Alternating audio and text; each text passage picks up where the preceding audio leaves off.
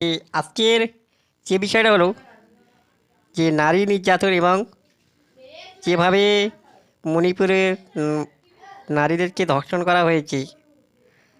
আমি অমিত অমিত শাহ এবং নরেন্দ্র মোদী মহাশয়, তার সঙ্গে শুভেন্দু অধিকারী মহাশয়কে আমি জানতে চাই, আপনারা কতটা নারীদেরকে সম্মান করে সেটা আপনাদের ঔদ্ধত্য দেখে বোঝা যায়, আপনাদের আচার আচরণ দেখে বোঝা যায়।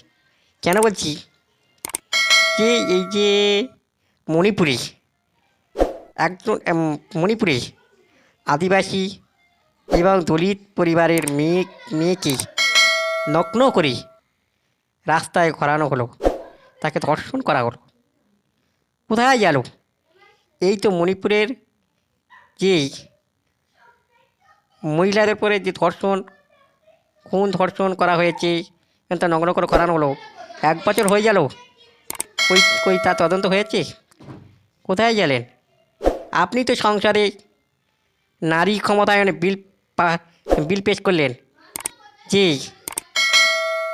রাজ্যসভা লোকসভায় বেশি পরিমাণ নারী ক্যান্ডিডেট দেওয়ার জন্য। কোথায়? আপনি মণিপুরের দিকে একবার গিয়েছেন নরেন্দ্র মোদী মহাশয়? আমি জানতে চাই, আপনি মণিপুরের দিকে গিয়েছেন? যান মণিপুরের দিক দেখে আসুন, মণিপুরের মা বোনেদের কী অবস্থায় আছে।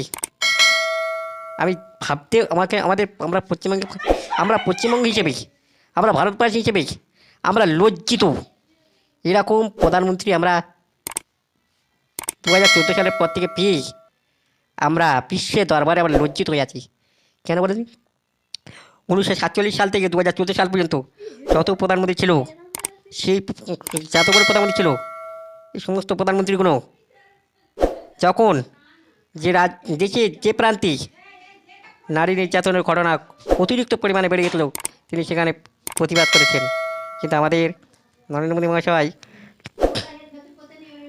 তার প্রতিবাদ তো দূরের কথা, তিনি একবারও পর্যন্ত এই লোকসভায় রাজ্যসভায় যখন রাহুল গান্ধী এবং অভিষেক বন্দ্যোপাধ্যায়, হ্যাঁ, এবং দোলা সেন বিভিন্ন সংসদে যখন প্রশ্ন করলেন ইয়ে নিয়ে, মণিপুর নিয়ে, আপনি নীরব। ভাবুন আমরা কোথায় আছি। আর আমাদের পশ্চিমবঙ্গের একজন আছে বিরোধী দলের নেতা, তিনি বীরবা হাজরাকে কী বলেছিলেন জানেন? বীরবা হাজরা কী বলেছিলেন? বীরবা হাজরা আমার জুতোর তালায় কে বলেছিলেন বলেন? জানেন তো? শুভেন্দু অধিকারী মহাশয়। সত্যি এরা কী করে দলিত আদিবাসী দরদি হতে পারে? এরা জীবনে কোনো দিন দলিত আদিবাসী দরদি হবে না। এরা দলিত আদিবাসীকে অপদস্থ করছেন। তাই আমরা এই দলিত আদিবাসীদের উপরে যে অত্যাচার হচ্ছে, এটা থেকে সত্যি আমরা দুঃখিত। আমি জানতে চাই যে সংসদে, পার্লামেন্টে নারী ক্ষমতায়ন বিল তো পাস হয়েছে, তার সাথে আরেকটা বিল পাস হওয়া দরকার। যারা নারী ধর্ষণ করবে তাদের যেন ফাঁসি হয়, তাদের জীবনে যাবজ্জীবন জেল হয়, এই রকম বিল লোকসভায় পাস করাতে হবে। নরেন্দ্র মোদী মহাশয় শুনে রাখু, রাজ্যসভায় লোকসভায় উভয় ক্ষেত্রে যেন এই ধর্ষণ কাণ্ডের প্রতিরোধের জন্য আইন যেন পাস হয়। এই আইনটা পাস হলেই আমাদের রাজ্যের মহিলাগুলো নিরাপদে থাকতে পারবে। কেন?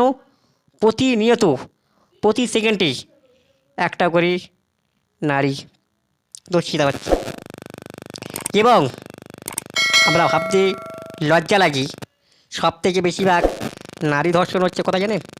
উত্তরপ্রদেশ আর মণিপুর। আর তার সাথে হচ্ছে কিনি এই যে বিভিন্ন রাজ্যে, বিজেপি শাসিত রাজ্যগুলো বেশি পরিমাণে নারী ধর্ষিত হচ্ছে, আর নারীদেরকে অপমান হচ্ছে, দলিত ওর অত্যাচার হচ্ছে। আর নরেন্দ্র মোদী মহাশয় নীরব। নরেন্দ্র মোদী মহাশয়, আপনার কী হবে জানেন তো? আপনি যত তাড়াতাড়ি পারেন এই ধর্ষণ বিরোধী আইন পাস হোক। আপনারা আমার চ্যানেলটিকে সাবস্ক্রাইব করুন এবং আপনারা মতামত দিন এই ভিডিওগুলো কেমন লাগছে। আপনাদের মতামতগুলো আমরা দেখব, আরও যাতে ভালো ভালো ভিডিও করতে পারবো। আর বিশেষ তার সাথে আরেকটা কথা হলো, আমার চ্যানেলটিকে সাবস্ক্রাইব করুন, লাইক কমেন্ট করতে ভুলবেন না। আর হ্যাপি নিউ ইয়ার 2025 সালের শুভেচ্ছা প্রত্যেককে দিলাম। ধন্যবাদ, নমস্কার, সালাম।